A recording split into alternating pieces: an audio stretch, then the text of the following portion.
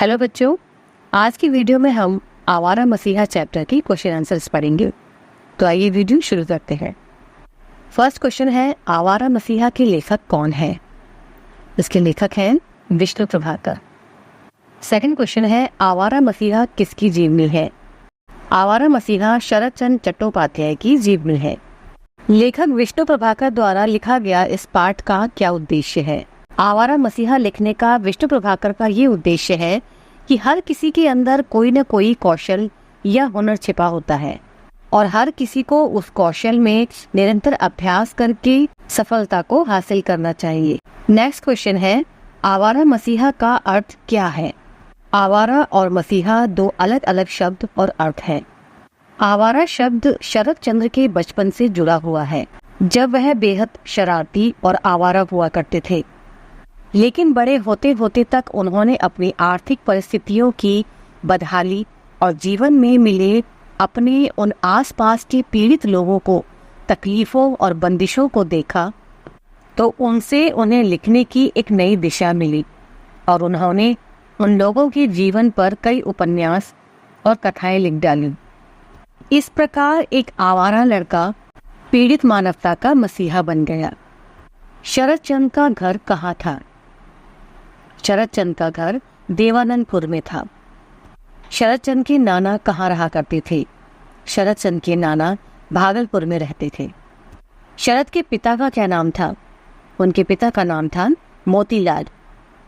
शरद की माता का क्या नाम था? शरद की माता का नाम था भुवन मोहिनी। शरद चंद्र के नाना कैसे व्यक्ति थे? शरद चंद्र के नाना केदारनाथ गांगुली एक सख्त और अनुशासन प्रिय व्यक्ति थे और भागलपुर के मंत्री भी थे। शरद चंद्र को स्कूल में क्या क्या पढ़ना पड़ता था? शरद को स्कूल में सीता वनवास, चारू पाठ, सद्भाव सद्गुरु और प्रकांड व्याकरण भी पढ़ना पड़ता था। शरद को आवारा क्यों कहा जाता है? शरद बचपन में बहुत ही नटखट और शरारती थे। वह दिन भर शरारत करते थे और घूमते रहते थे, जैसे तालाब से मछलियां निकालना, पेड़ों से फल चुराना और जंगल जाना।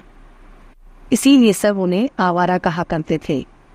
शरद ने देवानंदपुर में कहाँ तक पढ़ा?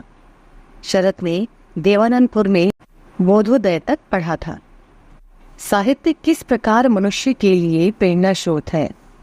साहित्य मनुष्य के लिए प्रेरणा स्रोत ही है, क्योंकि मनुष्य इसे पढ़कर अपने जीवन को अंधेरे से निकालकर प्रकाश में लाता है। शरद की बचपन की दोस्त यानी बाल संगिनी कौन थी?